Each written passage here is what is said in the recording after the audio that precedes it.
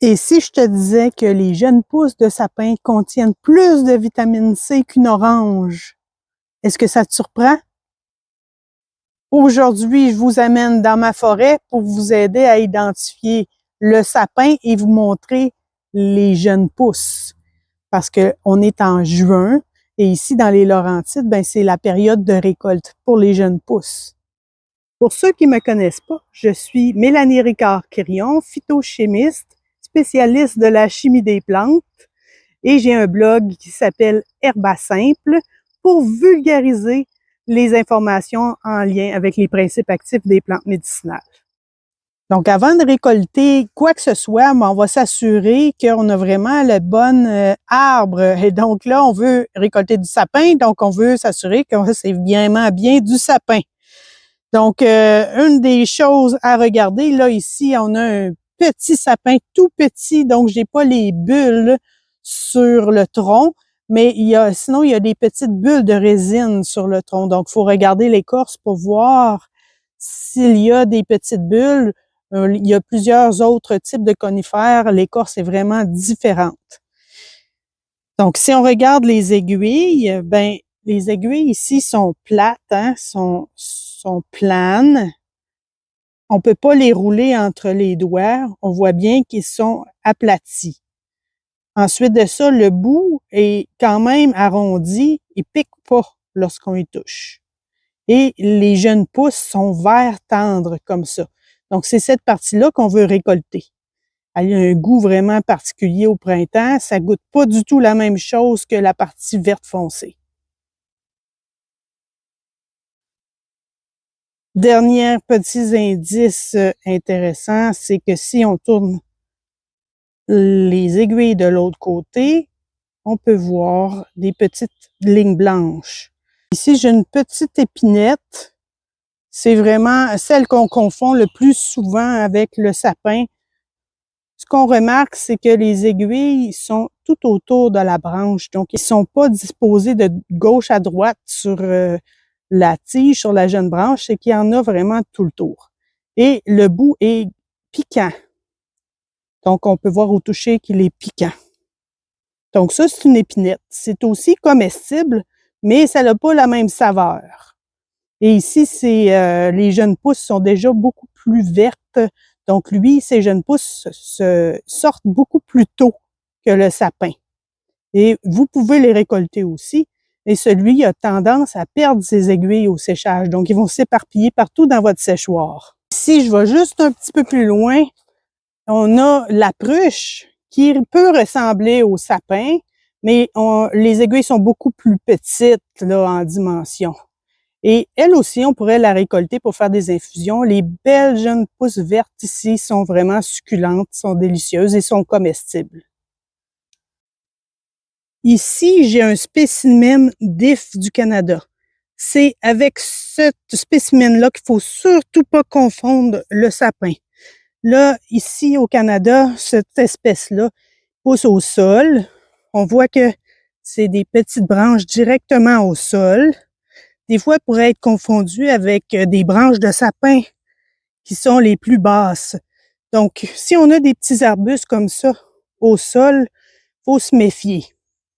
Donc, eux, ils ont vraiment des aiguilles tout le tour de la branche. Au bout, c'est comme arrondi un peu. C'est souple. Et en dessous, il n'y a pas les petites lignes blanches. Et surtout, ça ne sent pas le sapin. Ça sent pas le sapin du tout. Donc, eux, faut vraiment pas les récolter. L'IF du Canada est toxique. Et donc, c'est pas sécuritaire de le consommer. Je reviens ici avec mes pousses de sapin. Donc, les jeunes pousses vertes ici, c'est celles qui sont les plus intéressantes au niveau du goût, de la saveur. Et on peut les manger quand ils sont frais comme ça. D'ailleurs, je vous encourage à y goûter. Vous allez avoir une idée de la saveur de votre infusion si vous voulez en préparer une ensuite. Donc, ça a un petit goût, je trouve, citronné. Vous me direz qu'est-ce que ça goûte dans les commentaires de cette vidéo. Ça m'intéresse de savoir comment vous percevez la saveur des pousses de sapin. Moi, les jeunes pousses de sapin, c'est une de mes infusions préférées. Et là, je vous reviens avec l'histoire de la vitamine C.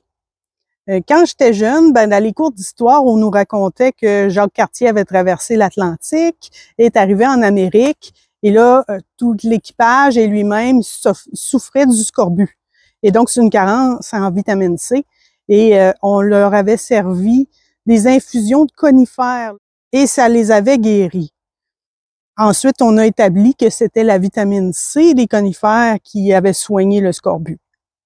Donc, ça m'a intrigué cette information-là, et j'ai voulu savoir si le sapin était vraiment une source intéressante de vitamine C comparée aux autres aliments. C'est quand même une étude qui date de quelques années, mais quand même, il y a des valeurs intéressantes. D'abord, les études ont été faites sur les aiguilles fraîches, parce qu'on sait que la vitamine C se dégrade à la chaleur et avec l'oxydation. Donc, dans l'étude, ce que ça disait, c'était que les aiguilles fraîches de sapin baumier, contenaient environ 22 mg de vitamine C pour 10 grammes d'aiguilles fraîches. Tandis que dans une orange, on a à peu près 6 mg par 10 grammes d'orange. Donc, c'est pas négligeable, c'est quand même une source intéressante de vitamine C.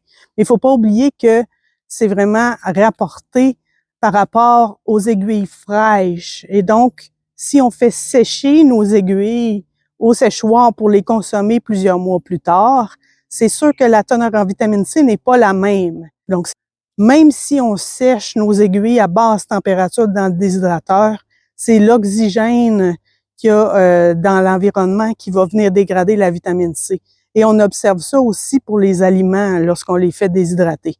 Donc, c'est pas une bonne source de vitamine C d'utiliser les aiguilles séchées, mais on peut consommer les aiguilles fraîches en tisane, en infusion, comme source de vitamine C. Et ça, c'est super intéressant parce que la vitamine C se solubilise dans l'eau.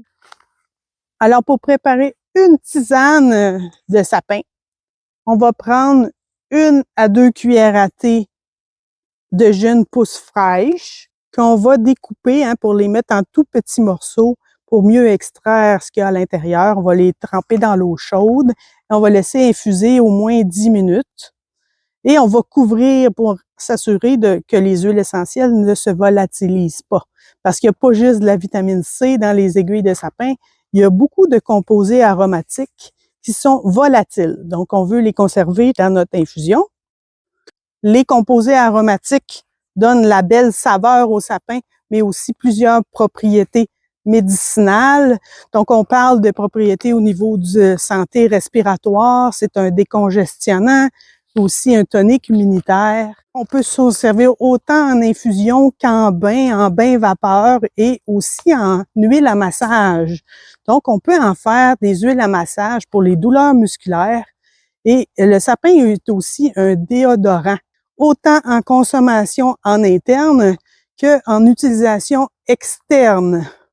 Donc, si vous expérimentez le sapin, je suis vraiment curieuse d'avoir un retour sur vos expériences. Dites-moi comment vous avez trouvé la saveur des jeunes pousses et comment vous utilisez le sapin, vous, dans votre quotidien.